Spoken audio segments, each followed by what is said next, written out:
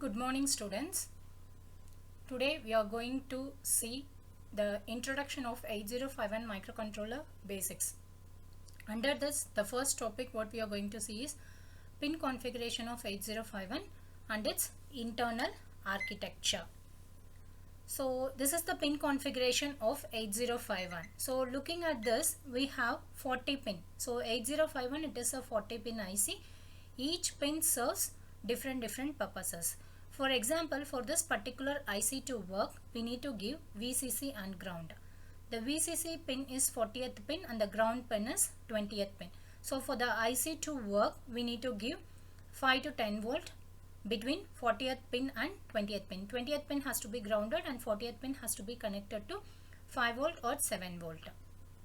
Now, next is your crystal. We know 18th and 19th pin, it is XTL1 and XTL2. So it is your crystal. So it is nothing but your oscillator circuit. So what is the purpose of the oscillator? So it will generate the output without any input. That is, it will generate one particular frequency. So based on the crystal connected across this, so it will generate a frequency. It is 11.293 megahertz for this 8051 microcontroller. And also it has got some control pins, ports. So it has got 3 ports. One is port 0, port 1, port 2. Port 0, it is your address bar data bus. So port 0 is mainly meant for, all the 3 ports are mainly meant for IO purpose. In addition with that, each port, it has got 4 ports, that is port 0, port 1, port 2, port 3. So each port can be act as an input as well as it has got an additional purpose. For example, port 0 will act as both address and data bus, whereas port 2 act as only address bus. Port 1, it is specifically meant for IO purpose. Port 3, so it each of 8 bit. So all the 4 ports are of 8 bits.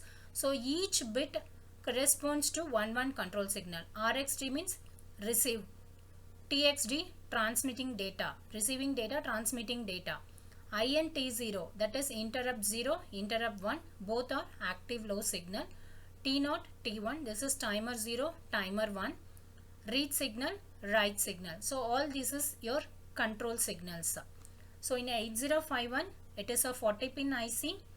2 pins meant for supplying, that is VCC and ground, and 2 other pin will specify your crystal frequency, that is operating frequency of this 8051 microcontroller, which is equal to 11.093 megahertz, and it has got 4 ports, port 0, port 1, port 2, port 3. All the 4 ports are 8-bit ports.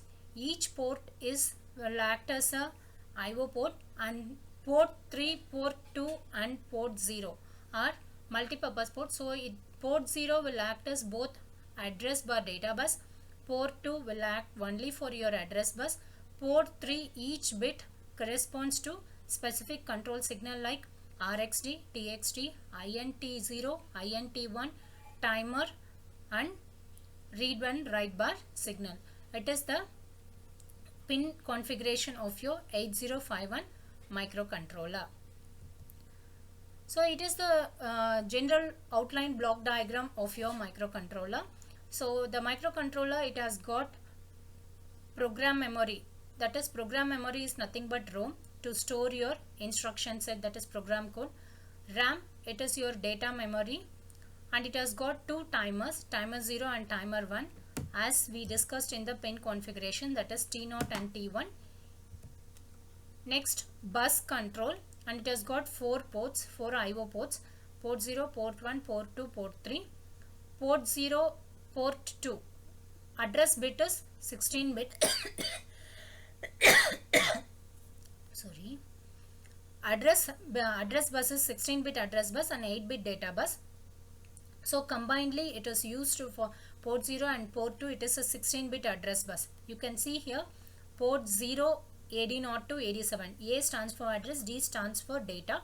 So address data bus starts from 0 to 7. So here 8-bit and data bus is only 8-bit, whereas the address bus is 16-bit. So A0 to A16. So port 0 and port 2 is meant for address and data. Port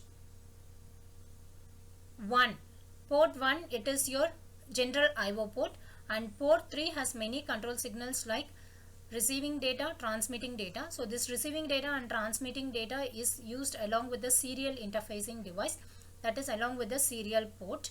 Also it has got two timers, that is timer 0, timer 1. Then it is used for interrupts INT0, INT1, read bar signal and write bar signal. So all these incorporated in the block of 8051 microcontroller. So here we have two types of interrupts. One is your internal interrupt and another one is your external interrupt. To control your external interrupts, we have an internal interrupt control. So the interrupt control signals will be given through this, and it will be processed in the central processing unit.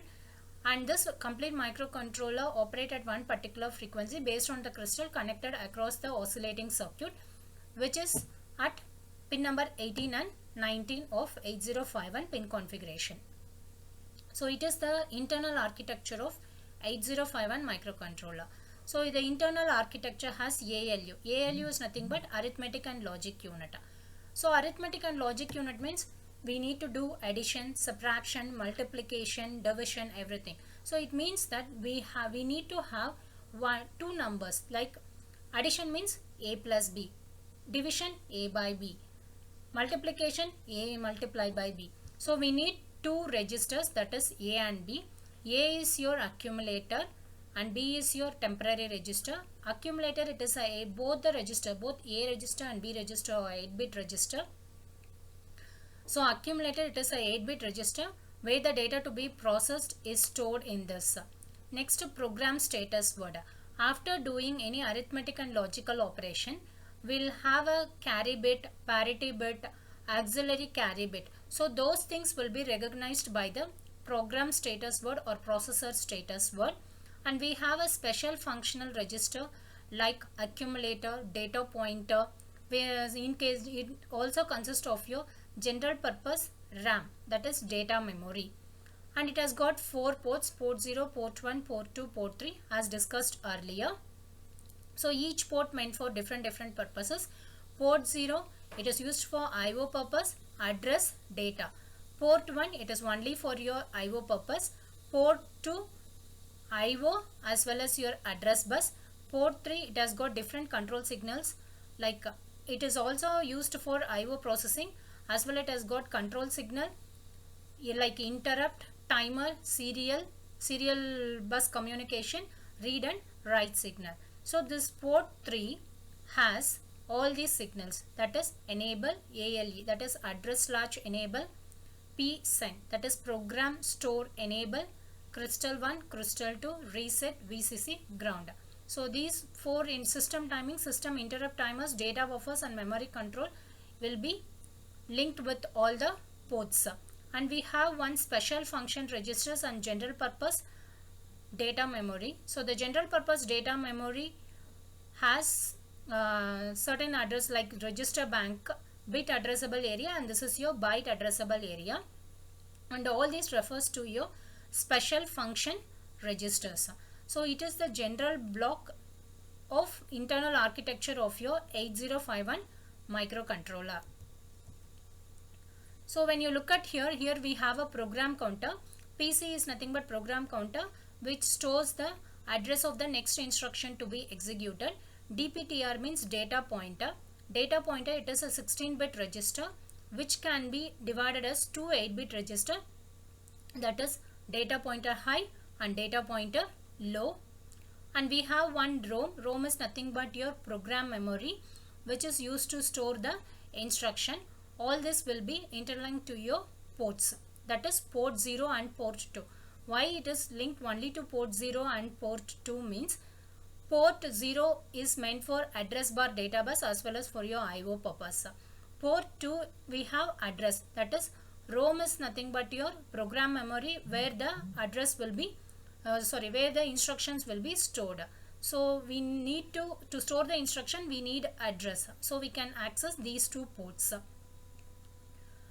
And this special function register is used to store So SFR is nothing but your special function register. So inside in SFR, the in special function register, we have interrupt enable, interrupt priority, program counter, serial buffer, S control, serial control, timer mode. So we have two timers, right? T0 and T1. So each timer is of 16-bit. So those timers can be split as two 8-bit registers. So timer low, timer high 0, that is lower bit, timer low, that is timer 1 lower bit, timer 1 higher bit. So all this falls under your special function register. And we have one general purpose register. It is a byte addressable area, and this is your bit addressable area. In case if you wanted to have bit control like set, B, clear, like that, if we want, we can use this bit addressable area. And we have a register bank for temporary storage of data for processing your arithmetic, for processing any mathematical operation. It is the general internal structure of your 8051 microcontroller. In the next class, we'll be dealing with the explanation of this architecture of 8051. Thank you, students.